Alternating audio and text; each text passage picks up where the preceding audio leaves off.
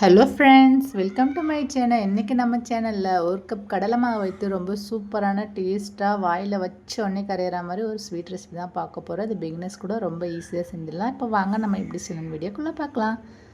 இப்போ ஒரு பாத்திரத்தில் 1.5 கப் அளவுக்கு நம்ம பொடிச்ச வெல்லம் சேர்த்துக்கலாம். அதில் 3 கப் அளவுக்கு தண்ணி சேர்த்துக்கலாம், கரெக்டாக இருக்கும். இப்போ சேர்த்துட்டு நம்ம ஸ்டவ்வில் வச்சுட்டு நம்ம வெல்லம் கரையிற அளவுக்கு நம்ம கரைச்சி எடுத்துக்கலாம். வெல்லம் கரைஞ்சி வந்தால் போதும், பாகுபதம் எதுவும் தேவையில்லை. பாருங்கள், நல்லா கரைஞ்சி இப்போ நல்லா கொதிக்குது பாருங்கள். இந்த சமயத்தில் கலந்து விட்டு நம்ம ஸ்டவ் ஆஃப் பண்ணிடலாம். ஸ்டவ்வில் பேன் வச்சுக்கலாம். அதில் 1/2 கப் அளவுக்கு நெய் சேர்த்துக்கலாம், 1/2 கப் அளவுக்கு எண்ணெய் சேர்த்துக்கலாம். உங்களுக்கு தேவைன்னா நீங்கள் நெய்யில் கூடமே ஃபுல்லாகவே செஞ்சுக்கலாம். இப்போ இதில் கொஞ்சமாக பொடிச்ச முந்திரி சேர்த்துக்கலாம். சேர்த்துட்டு நெய்யில் நல்லா வறுத்து விட்டுக்கலாம். ஒரு 2 நிமிஷத்துக்கு மட்டும் நல்லா வறுத்து விட்டுக்கலாம்.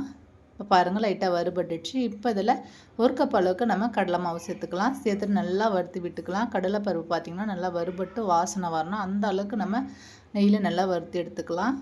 இப்போ பார்த்திங்கன்னா அடுப்பு தீ எப்பயுமே மிதமான தீயில் வச்சுட்டு நல்லா கலந்து விட்டுக்குங்க. அப்போ தான் அது கருகாது மாவு. இப்போ பாருங்கள், நல்லா கைவிடாமல் நல்லா கலந்து விட்டுட்டே இருங்க. பார்த்திங்கன்னா ஒரு 5 நிமிஷம் வரலாம் நம்ம கலந்து விடணும். பாருங்கள், இப்போ லைட்டாக நல்லா வறுபட்டு நல்லா நுரைக்குது பாருங்கள், இந்த மாதிரி வரணும். இப்போ நல்லா கலந்து விட்டுட்டு நம்ம ரெடி பண்ணி வச்சுருக்க வெள்ளை கரைசலை சேர்த்துக்கலாம். வடிகட்டிட்டு சேர்த்துக்குங்க, ஏன்னா தூசி மண்ணெலாம் இருக்கும். நீங்கள் சர்க்கரை சேர்க்குறீங்கன்னா நீங்கள் அப்படியே சேர்த்துக்குங்க. சேர்த்துட்டு நம்ம இப்போ நல்லா கலந்து விட்டுக்கலாம். இப்போ நல்லா தண்ணியாக இருக்கிற மாதிரி தான் தெரியும். நம்ம கலந்து விட நல்லா திக்காயிட்டு வந்துடும். நல்லா கலந்து விட்டுக்குங்க. இப்போ இதில் நம்ம டேஸ்ட்டுக்கு ஒரு 1/4 ஸ்பூன் அளவுக்கு மட்டும் நம்ம உப்பு சேர்த்துக்கலாம். சேர்த்துட்டு நல்லா கலந்து விட்டுக்குங்க. கைவிடாமல் நல்லா கலந்து விட்டுக்குங்க. கொஞ்ச நேரத்தில் நல்லா திக்காயிட்டு வந்துடும். பாருங்கள், நல்லா திக்காயிடுச்சு பாருங்கள். நல்லா கலந்து விட்டுக்கிட்டே இருங்க. அடுப்பு தீயை நல்லா ஸ்லோவாக வச்சுட்டு நல்லா கலந்து விட்டுகிட்டே இருங்க. நம்ம எப்பவுமே ஒரு அல்வா செய்கிறோன்னா அடுப்பு தீயை நம்ம குறைச்சி வச்சுட்டு தான் செய்யணும். நல்லா கலந்து விட்டுக்கிட்டே. இப்போ இதில் கலருக்கு கேசரி பவுடர் கொஞ்சமாக இருந்தால் தண்ணியில் கலந்துட்டு சேர்த்துக்குங்க. இது உங்களுக்கு ஆப்ஷனல் தான், விருப்பம் இருந்தால் சேர்த்துக்குங்க, இல்லைனா இதை ஸ்கிப் பண்ணிவிடுங்க. சேர்த்துட்டு நல்லா கலந்து விட்டுக்கிட்டே இருங்க. நம்ம சேர்த்த எண்ணெய் நெய் எல்லாம் நல்லா பிரிஞ்சு வர அளவுக்கு நம்ம கலந்து விட்டுகிட்டே இருக்கணும்.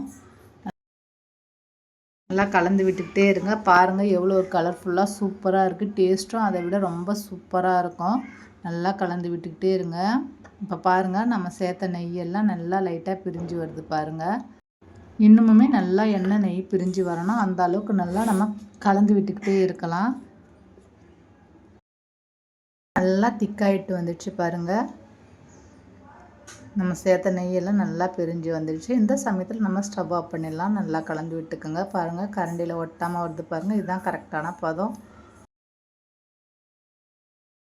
அவ்வளோதாங்க ஃப்ரெண்ட்ஸ், சூப்பரான சுவையில் அல்வா ரெடி ஆகிடுச்சு. கண்டிப்பாக இந்த வீடியோ உங்களுக்கு பிடிக்கும்னு நினைங்க. பிடிச்சதுன்னா வீடியோ ஷேர் பண்ணுங்கள், கமெண்ட் பண்ணுங்கள், சப்ஸ்கிரைப் பண்ணுங்கள். தேங்க்ஸ் ஃபார் வாட்சிங் ஃப்ரெண்ட்ஸ்.